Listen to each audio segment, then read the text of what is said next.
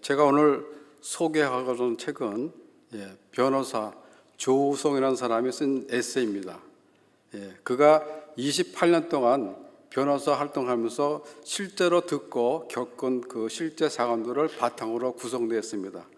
사실 저는 이 책의 제목이 좋아서 마음에 닿아서 읽게 됐는데, 한 개의 기쁨이 1000개의 슬픔을 이긴다. 이 책 제목 속에 이미 저자가 들려주고자 하는 그런 메시지가 다 들어있습니다. 변호사 조우성은 누구인가? 이분은 지금 한 58세 되신 분인데, 유명 로펌에서 오랫동안 일을 했으며 또 대기업의 법률 또 전문가로서 일을 했습니다. 현재는 자신이 만들어 놓은 기업 분쟁 연구소 소장이며 또 법률사무소의 대표 변호사로 또 일하고 있습니다. 그런 유통업체 또 의료업체, IT 업체 등 다양한 기업이 그의 고객이고, 또 변호사 외에도 대기업 또 지방단체 또 관공서를 대상으로 많은 강연을 하고 있습니다. 그리고 TV에도 나가는 아주 유명한 강사이기도 합니다. 그리고 그는 변호사로서 많은 책을 썼는데, 책을 몇 권 소개하면 이런 책입니다. 여기 보시면 이 제목이 말해주듯이 주로 인간관계에서 일어나는 일들, 인생 사례에서 구석구석 담겨진 이 가슴 저린 그런 이야기들로 법정이라는 그 풍경 속에서 자신이 목격한 드라마 같은 인생의 이야기들입니다. 그가 쓴 많은 에세이들이 베스트셀러가 됐는데, 그것은 그 어려운 법 이야기를 사람 사는 인생의 이야기로 진실을 담아 풀어냈기 때문이 아닌가 이렇게 생각합니다. 제가 어느 유튜브에서 이 책을 쓰게 된 동기와 3회 간증을 들었는데, 이건 아니고요. 그가 만난 사람들은 마지막 수단으로 법에 기댈 수밖에 없는 그러한 인생의 힘들고 또 아픈 사연을 가지고 있는 사람들이기 때문에 그들의 사연을 들여줘야 하는, 그래서 그는 이렇게 말하고 있습니다. 변호사만큼 아주 절박한 이들을 도울 수 있는 직업이 없다. 이렇게 말하면서 쉽게 흔들리지 않고 진실을 향해 뚜벅뚜벅 걸어가는 변호사. 이름 날리는 유명한 변호사가 아니라 의뢰인의 삶을 공감해주고 그들의 아픈 인생의 이야기를 들어주는 삶의 친구 같은 변호사. 그리고 승부사가 아닌 삶의 동반자로서 그런 변호사가 되고 싶다라고 하면서 그 길을 향해서 오늘도 달려간다라고 말하고 있습니다. 책 서문에도 이 책을 쓰게 된 동기를 밝히고 있는데, 그는 법정의 분쟁이나 협상을 많이 경험하면서 그 얻은 사실이 뭐냐면, 갈등의 본질은 결국 사람의 마음에 있다라는 것입니다. 그러면서 모든 문제 이슈는 결국 사람과 사람의 관계에서 생겨난다라고 말합니다. 그래서 사람들이 문제가 잘 해결되지 않고 또 서로의 감정이 잘 풀리지 않으면 그래 법으로 해 라고 쉽게 그렇게 말들을 한다고 합니다. 그런데 정말 우리 인생의 모든 문제를 법이 해결할 수 있는지, 물론 법은 반드시 필요하지만은 우리 인생에서 부딪히는 수많은 사건의 해답은 의외로 법전이 아닌 심전, 사람의 마음에 있을 때가 많다는 것입니다. 그래서 사람과 사람이 얽매인 관계에서 모든 문제들은 법정에 가지 않아도, 법의 잣대로 심판하지 않아도 심전으로 해결할 수 있다는 것입니다. 때론 법전의 한 글보다는 따뜻한 말 한마디가 어그러지고 그 깨진 관계를 회복시키는, 인생을 살려내는 그런 법이 된다는 것입니다. 그가 쓴 한 사건의 예를 들어보면, 선친이 상당한 부동산을 남겨갔는데 이 상속 문제로 형제가 법정에서 싸우게 된 것입니다. 사실 두 형제는 사이가 돈독하고 또 형과 동생 사이가 나이 차가 많아서 형이 동생을 많이 챙겨줬는데, 그런데 유산이 자기가 생각한 것보다 적게 분할이 되자 동생이 형에게 불만을 품고 그 법원까지 가게 된 사건입니다. 결과는 형이 승소를 했지만은 근 1년 동안 진행되었던 그런 재판 과정에서 동생에 대한 원망과 분노로 매일 술을 마시면서 그동안 스트레스가 얼마나 쌓였는지 그로 인해 결국 형은 세상을 떠나게 되었고 이 형제 가정은 그로 인해서 두 번 다시 관계를 회복할 수 없게 되는 그런 이야기입니다. 이 의뢰인 형을 대리한 이 조우성 변호사는 이 사건을 끝나고 이렇게 말하고 있습니다. 법정에서 싸워서 이기는 것이 중요한 것이 아니라 의뢰인의 감정을 더 깊이 살피고 헤아려서 동생과 화해하는 쪽으로 했으면 하는 생각을 가지게 되었다고 합니다. 그런 이 책을 쓰면서도 법도 중요하지만은 결국은 사람이 더 중요하다는 것입니다. 그리고 따뜻한 마음을 가져야겠다라는 것을 배웠다고 합니다. 그는 이 책의 서에서 또 이렇게 이야기를 합니다. 사람들은 살면서 불행도 또 슬픈 일도 겪기도 하지만 사소한 기쁨 하나로 다시 살아갈 힘을 얻는다는 것입니다. 그것이 인생의 신비이자 선물이라는 것입니다. 한 개의 기쁨이 천 개의 슬픔을 이긴다.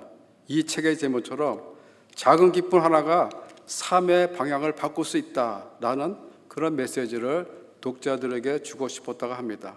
그리고 갈등과 슬픔이 많은 이 시대에 작지만은 한 개의 확실한 기쁨으로 다시 일어설 수 있음을 전하고 싶어서 이 책을 쓰게 되었다고 합니다. 변호사로 이 조우영 변호사는 어려움에 처한 사람을 돕는 것, 그것이 그의 기쁨이라고 이 책에서 고백하고 있습니다. 어떻게 보면 변호사는 의뢰인의 문제를 해결해주는 해결사가 아니라 그들의 분노와 원망, 슬픔을 기쁨으로 바꾸게 해주는, 그들을 위로해주고 조언해주는 그런 역할을 해주는, 그러니까 마치 패스토럴 케어를 해주는 목회자라고도 볼 수가 있습니다.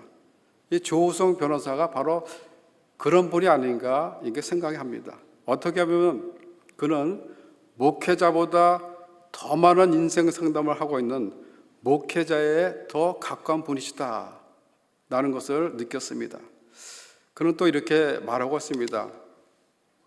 우리가 누군가의 얘기를 들어줄 단 한 사람이 된다는 것은 그 사람의 모든 아픔을 훌 털고 다시 먼 길을 떠날 수 있도록 한 줌의 용기를 주는 것과 같다라고 합니다.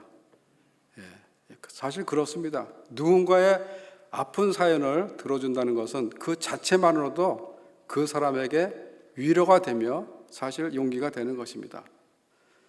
그는 28년간 변호사로 일하면서 수많은 수임 사건을 맡았는데 그중에 그의 마음속에 깊이 새겨진 그 30여 건의 사건이 바로 이 책에 담겨져 있습니다. 그가 다양한 의뢰인들을 만나고 보고 직접 들은 실제 사건들을 편집한 일화로서 정말 그 책은 정말 드라마보다 더 드라마 같은 인생 이야기를 담은 책입니다.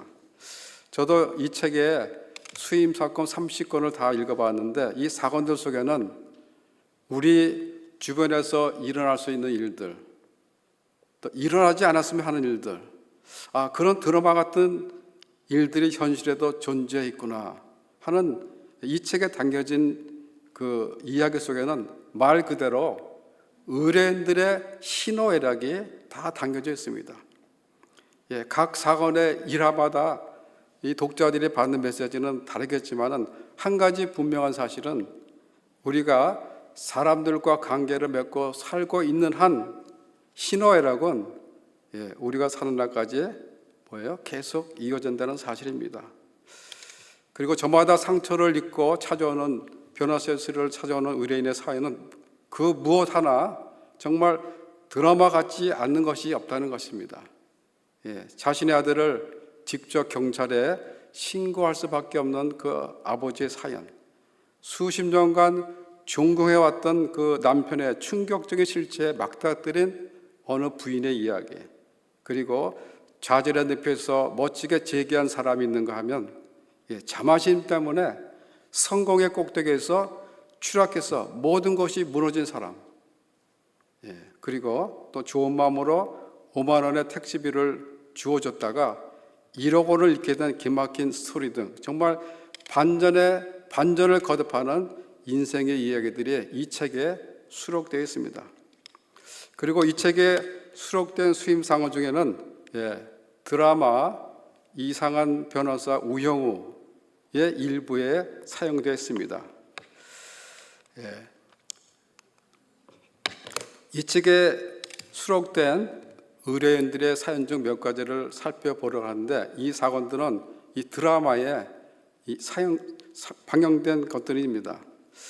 첫 번째 그 사연을 보면 위암 선고를 받고 보상금으로 남은 20억의 재산을 아들과 세 딸에게 똑같이 나눠주고 싶은 어머니와 그동안 어머니를 오랫동안 모시고 살았던 아들 부부가 75%의 상속 지분을 요구하는 것입니다. 그래서 어머니는 아들 부부에게 떠밀다시피 변호사 사무실에서 유언장을 작성해 놓고는 몇 달 후에 세상을 떠나셨는데, 그 후로 몇 달이 지나온 세 딸이 소송을 하였던 것입니다.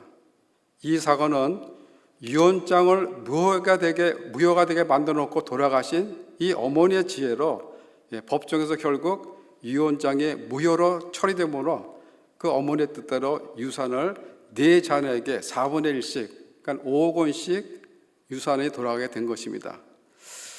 이 어머니는 눈을 감으면서 얼마나 마음이 찹찹했을까 하는 생각이 듭니다.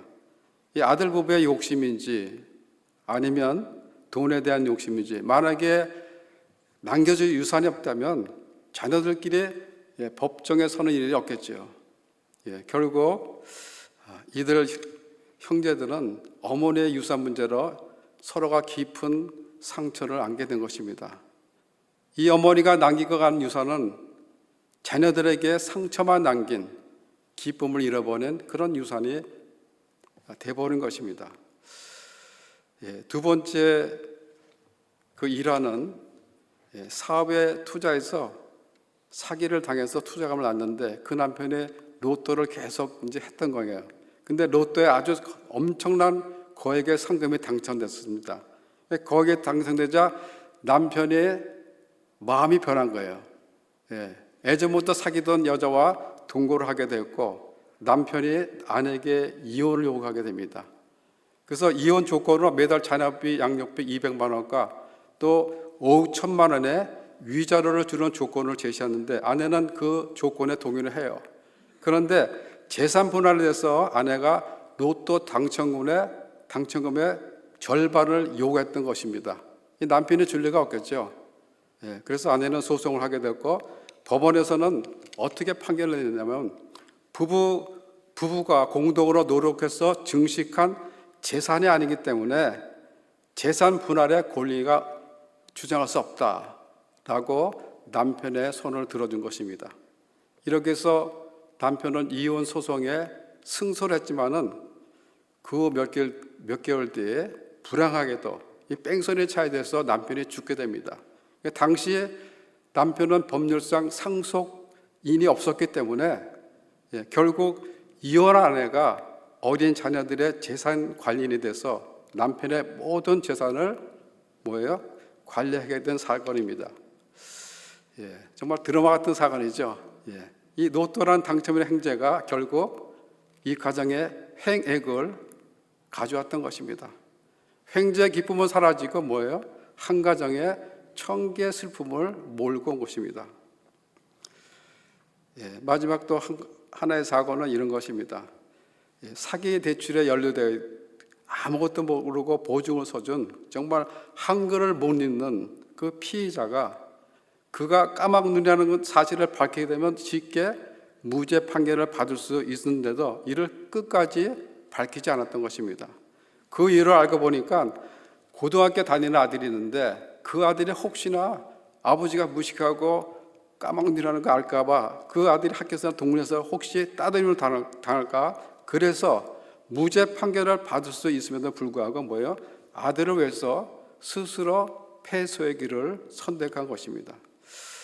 이 사건으로 무죄 선고를 받을 수 있다는 생각의 사실을 밝히려고 끈질기게 그 의뢰인을 설득한 자신이 상당히 부끄럽다라고 고백하면서 상대가 원하는 것이 무엇인지 해야 된다는 게 얼마나 어려운가를 새삼스럽게 깨닫게 되었다고 합니다.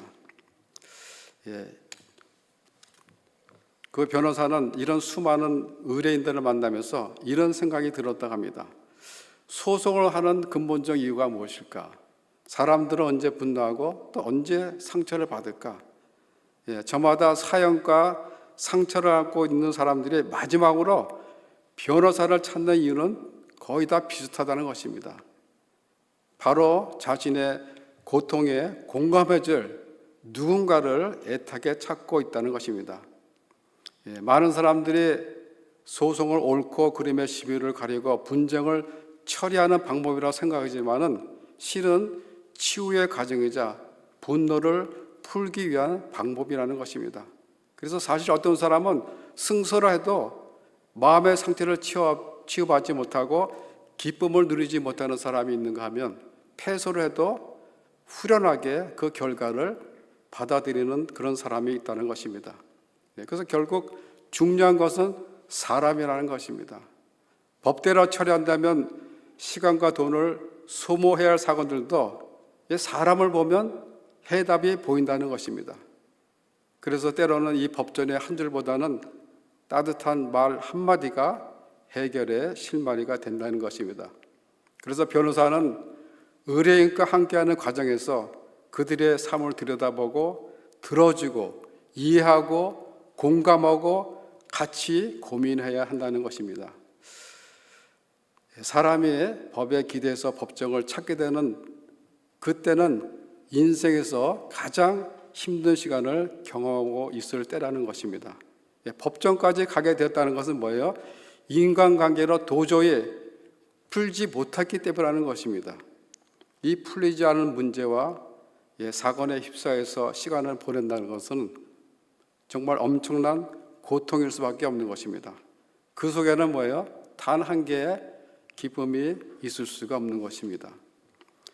우리 주변에도 보면 이 사람과의 관계에서 풀리지 않는 일들로 힘든 시간을 보내고 있는 사람들 있을 것입니다. 법으로 하자니 마음이 편치 않고 또 하지 않자니 해결될 기미가 보이지 않는 그런 문제로 또 고민하는 분들도 있으리라고 생각합니다. 여러분, 사랑과의 오는 그 갈등은 우리가 누렸던 기쁨을 한순간에 앗아갑니다. 아까도 기도하셨죠? 우리 관계가 어우러지면 정말 힘든다고, 그렇죠?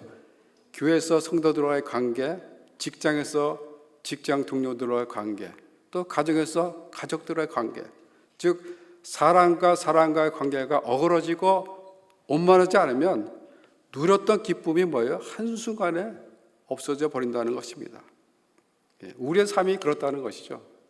우리가 인생을 살다 보면 수많은 아픔과 걱정거리가 있겠죠. 인간관계에서 오는 상처, 사업의 실패, 억울함, 원망, 후회, 상실 등 우리가 붙잡고 늘어지는 천 가지 슬픔을 마주한다는 것입니다. 때로는 예상치 못한 문제들이 우리를 낙담하게 하고 상담하게 말 한마디가 우리의 가슴 깊은 곳을 또 베어내기도 합니다.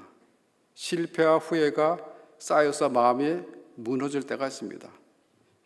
우리의 삶이란 이렇게 무수한 슬픔과 아픔들이 스며드는 길과 같다는 것입니다. 그래서 의뢰인들이 사무실을 찾아올 때는 대부분 작은 상처와 근심으로 시작된 것이 나중에는 큰 슬픔이 돼서 그들이 슬픔 속에 갇혀서 지쳐 있음을 보았다고 합니다. 작은 슬픔들이 쌓이면 사람은 무너집니다. 그런데 슬픔을 이기는 힘도 의외로 거창한 기쁨이 아니고 작고 소박한 기쁨에서 온다는 것입니다. 그렇습니다. 우리 삶에는 수많은 슬픔들이 있지만은 그 가운데서 작은 기쁨 하나가 모든 슬픔을 이겨낼 힘이 된다는 것입니다. 큰 기쁨이 없어서 삶이 무너지는 게 아니라 작은 기쁨을 잃어버려서 마음이 지치는 것입니다. 그런데 이 작은 기쁨은 환경에서 오는 것이 아니라 우리의 태도, 마음, 그리고 우리 관계 속에서 온다는 것입니다. 아까도 말씀드렸지만 어떤 사람은 승수해도 마음의 치유를 받지 못하고 기쁨을 누리지 못하는 사람이 있는가 하면, 반면에 어떤 사람은 패소해도 후련하게 그 결과를 받아들이는 사람이 있습니다. 왜 그렇습니까? 기쁨이 결과에서 오는 것이 아니라 동기와 가정에서 오기 때문이라는 것입니다. 세상이 말하는 기쁨은 결과 중심적이라는 것입니다. 이기는 것, 가지는 것, 남보다 낫게 되는 것. 하지만 그런 기쁨은 뭐예요? 결과에 묶였기 때문에 상황이 변하면 쉽게 사라지고 오래가지 못한다는 것입니다. 재판에서 이겼지만은 패소한 상대를 억울하게 만들었기 때문에 마음이 무거울 수가 있습니다. 돈은 벌었지만은 신뢰를 잃어버릴 수가 있습니다. 성공을 했지만은 마음의 공허가 더 커질 수가 있습니다. 전도서에서 이렇게 말하죠. 2장 11절에 보면 내가 헤아려 모든 일을 살펴보니 내 손으로 한 모든 일과 내가 수고한 모든 것이 다 헛되어 바람을 잡으려는 것이며 헤아려는 아무 유익이 없도다. 이 말은 뭐예요? 무슨 일을 성취해도 세상이 주는 기쁨은 뭐예요? 한시적이라는 것입니다. 그러나 우리 주님이 주시는 기쁨은 상황과 환경에 좌우되지 않습니다. 이기고 지는 것에 좌우되지 않다는 것입니다. 가진 것과 없는 것에 좌우되지 않다는 것입니다. 기쁨은 소유가 아니라 관계입니다. 영원한 기쁨은 우리 주님과의 관계에서 오는 것입니다. 내 양심이 자유할 때 내가 정말 하나님 앞에서 한 점의 부끄러움 없이 바르게 살았다라는 확신이 있을 때 그 확신이 기쁨이 되는 것입니다. 재판에 패섰지만 마음이 후련한 것은 법정에서 자신의 진실을 다 말했고 자신은 하나님 보기에 한 점의 부끄러움도 없이 살았음을 하나님이 아신다라는 것을 확신했기 때문에 결과에 상관없이 마음이 가벼워질 수가 있다는 것입니다. 여러분, 우리의 삶은 결과로 평가를 받을 때가 많습니다. 하지만 주님은 우리의 인생을 어떻게 살았는지, 우리가 인생을 어떻게 살았는지, 우리 인생의 살아온 과정과 동기를 보신다는 것입니다. 승소를 했지만 마음이 기쁘지 않는다면 내 자신을 돌아볼 필요가 있다는 것입니다. 졌는데도 마음이 후련하다면 아마 그 사람은 어쩌면 세상을 성실하게 그리고 바르게 사신 것일 수 있습니다. 우리가 원하는 것을 얻어도 재판에 이겨도 허물을 느끼는 것은 왜요? 세상이 주는 기쁨은 조건적이고 일시적이기 때문입니다. 돈과 성공, 사람과의 관계 이런 것들은 상황에 따라 변하고 사라질 수가 있습니다. 그래서 조건이 사라지면 뭐예요? 기쁨도 곧 사라지는 것입니다. 세상에 주는 기쁨은 이와 같이 우리의 마음의 갈증을 잠시 달래줄 뿐 영원한 기쁨을 주지 못한다는 것입니다. 모든 것을 가져도 마음의 기쁨이 없는 사람이 있는가 하면 가진 것이 많지 않아도 기쁨을 누리는 사람이 있습니다. 그 차이는 뭐예요? 관계입니다. 관계. 주님과의 관계, 이웃과의 관계, 우리 성도들과의 관계. 우리는 소유가 아닌 사랑의 관계, 은혜의 관계 속에서 참된 기쁨을 발견할 수가 있는 것입니다. 여러분, 영원한 기쁨은 환경이나 어떤 상황 속에서 오는 것이 아닙니다. 우리의 태도와 마음 그리고 관계에서 오는 것입니다. 내가 어떠한 환경 속에 있더라도 어떠한 상황 속에 있더라도 내가 어떤 마음으로 어떤 태도로 살았느냐에서 오는 것입니다. 사도 바울이 그렇게 살았죠. 우리가 잘 알다시피 바울은 평생을 주님을 섬기고 살았습니다. 그가 13권의 책을 썼는데 그 책 속에서 가장 많이 사용했던 단어가 뭐죠? In Christ, 주 안에서입니다. 그는 수많은 고난과 핍박 그리고 억울함이 있었지만은 자신에게 닥친 환경과 상황에 불평이나 원망을 하지 않았습니다. 또 억울함에 분노하지도 않았습니다. 그는 어떤 환경이나 상황 속에서도 항상 주 안에서 살았던 것입니다. 그래서 오늘 본문에서 말씀하죠. 주 안에서 항상 기뻐하십시오. 이 글은 빌립보 교회 성도들에게 쓴 편지인데 지금 바울이 편지로 쓰고 있는 곳은 어디죠? 로마 감옥입니다. 지금 자신의 환경과 상황은 감옥에 안에서 어쩌보면 억울함과 현실에 대한 슬픔투성이었을 것입니다. 감옥은 어떤 곳이죠? 자유가 제한된 곳이고 불안과 초조가 있는 곳입니다. 미래가 불확실한 곳입니다. 정말 이런 열악한 상황 속에서 마음이 편치 않았을 것입니다. 그리고 언제 죽을지도 모르는 그런 상황 속에서 빌립보 교회 교인들에게 편지를 쓴 것입니다. 어떻게 그런 열악한 환경과 상황 속에서 기쁨이 넘치는 편지를 썼을까요? 그것은 바로 예수님 때문입니다. 바울의 마음은 단 한 가지 기쁨으로 가득했습니다. 그것은 지금 자신이 주 안에 있다라고 생각하기 때문입니다. 비록 몸은 감옥에 갇혔지만 그는 예수 안에 갇혀 있는 사람이라고 생각했기 때문입니다. 그렇기 때문에 주님이 나와 함께 계신다는 사실을 믿는 그 확신이 있기 때문에 기뻐할 수 있었던 것입니다. 지금 내가 어디에 있다는 것이 그에게는 그리 중요한 것이 아니었습니다. 그는 자신이 어디에 있든지 항상 자신은 주 안에 있다고 그렇게 생각하고 살았기 때문에 주님이 주시는 기쁨을 누리고 살았던 것입니다. 그렇게 감옥 안에서도 빌립보 교인들에게 그렇게 말할 수 있었던 것입니다. 주 안에서 항상 기뻐하십시오. 내가 다시 말하노니 기뻐하십시오. 여러분들은 지금 감옥에 갇혀 있습니까? 아니면 사람들과 관계에서 오는 억울함과 분노에 사로잡혀 있습니까? 살아가면서 나를 붙잡고 늘어지게 하는 문제들이 많죠. 건강의 문제, 직장의 문제, 자녀들의 문제, 또 미래에 대한 문제로 초조와 불안, 걱정과 근심에 쌓여 있지는 않은지 이런 것들이 여러분들의 마음을 올가매고 있을지도 모릅니다. 이런 것들이 여러분들을 미래가 불확실한 감옥에 가두고 있을지도 모릅니다. 그렇다면 여러분들 안에는 기쁨이 있을 수가 없는 것입니다. 한 가지의 슬픔이 여러분들의 천개의 기쁨을 빼앗아 가기 때문입니다. 여러분, 우리가 감옥에 갇힌 사람이 아니라 주님께 매여 있는 자들이라고 그렇게 한번 생각해 보세요. 그러면 삶 속에서 만나게 될 문제들, 그리고 사람들과의 관계에서 오는 어떤 문제들도 그 문제들로부터 자유케 되실 줄 믿습니다.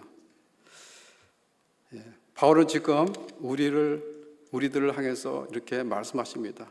주 안에서 항상 기뻐하십시오. 내가 다시 말하노니 기뻐하십시오. 우리가 살아가는데 정말 중요한 말씀이죠.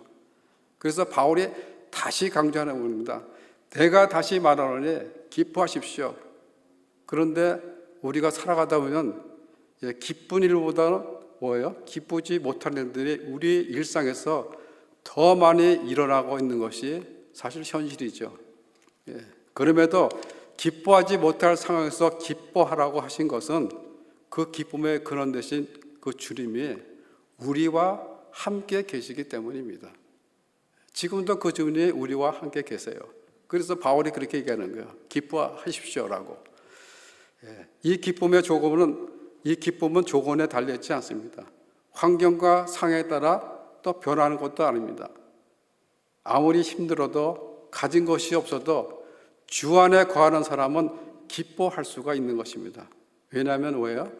주님은 변하지 않고 그 사랑은 영원하며 주님은 결코 우리를 버리지 않으시기 때문입니다. 그래서 우리가 주 안에서 누리는 기쁨은 상황을 뛰어넘고 환경을 넘어섭니다. 우리가 변하지 않는 주님의 사랑에 머물 때 우리는 환경과 상황을 뛰어넘는 그러한 영원한 기쁨을 우리는 누릴 수 있다는 것입니다. 사도 바울이 그러한 기쁨을 누렸기 때문에 그 엄청난 고난과 핍박 속에도 주님의 사명을 잘 감당할 수 있었던 것입니다. 여러분, 세상 속에 일어나는 모든 일들 가운데 영원한 기쁨은 없습니다. 돈도 없어지게 되고 건강도 변하게 됩니다. 사람의 마음도 변하게 됩니다. 그럼에도 흔들리지 않는 기쁨 하나는 뭐예요? 바로 주님이 주시는 그런 기쁨이라는 것입니다. 주 안에서 기쁨은 거창한 기적이 아닐 수도 있습니다. 잠깐의 그 따뜻한 말 한마디, 지나가는 미소, 또 친구의 전화 한 통, 또 나를 기억해주는 작은 관심 하나, 짧은 메시지 등 우리에게 작은 기쁨을 주는 것들이 우리 안에 쌓였던 1000개의 슬픔을 이겨내게 해줄 그런 힘이 있다는 것입니다. 이 기쁨은 큰 사건이 아니라 아주 작지만은 분명한 것은 뭐예요? 주님이 주신 선물이라는 것입니다. 주님이 주시는 영원한 기쁨은 세상 환경과 상황에 흔들리지 않고 오직 주님과의 관계에서 나오는 변함없는 기쁨입니다. 세상의 기쁨은 잃어버릴 수 있지만은 주님이 주시는 기쁨은 뭐예요? 실패와 실망 속에도 또 고난과 핍박 속에도 꺼지지 않는다는 것입니다. 오늘 우리가 하루를 살아갈 때도 우리는 1000개의 슬픔을 마주할 수가 있습니다. 하지만 그때마다 우리 주님은 우리에게 아주 작은 기쁨을 하나를 주십니다. 바울은 사역을 하면서 1000개보다 더 많은 슬픔과 아픔을 마주했지만은 그 주님이 주시는 그 한 개 작은 기쁨 하나로 1000개의 슬픔을 이겨낼 수 있었던 것입니다. 바울은 바로 그때 그 기쁨 때문에 평생을 주님을 증거하면서 살았던 것입니다. 여러분, 1000가지 슬픔을 보며 낙심하지 마십시오. 주님이 오늘 우리에게 허락하신 그 작은 기쁨 하나를 붙잡으세요. 그 기쁨이 여러분의 마음을 붙잡아 주실 것입니다. 이제 작은 기쁨 단 한 개라도 주님 안에서 우리가 누린다면 그것이 바로 1000개의 슬픔을 이기는 그런 힘이 된다는 것입니다. 주 안에서 항상 기뻐하라. 내가 다시 말하노니 기뻐하라. 오늘도 그리고 내일도 주님이 주시는 그 기쁨을 누리시며 작은 한 개의 기쁨으로 우리 삶 속에서 만나게 될 1000개의 기쁨을 이겨내는 그런 기쁨의 삶으로 살아가시는 우리 성도님들 모두가 되시기를 주님의 이름으로 축원합니다. 기도하겠습니다.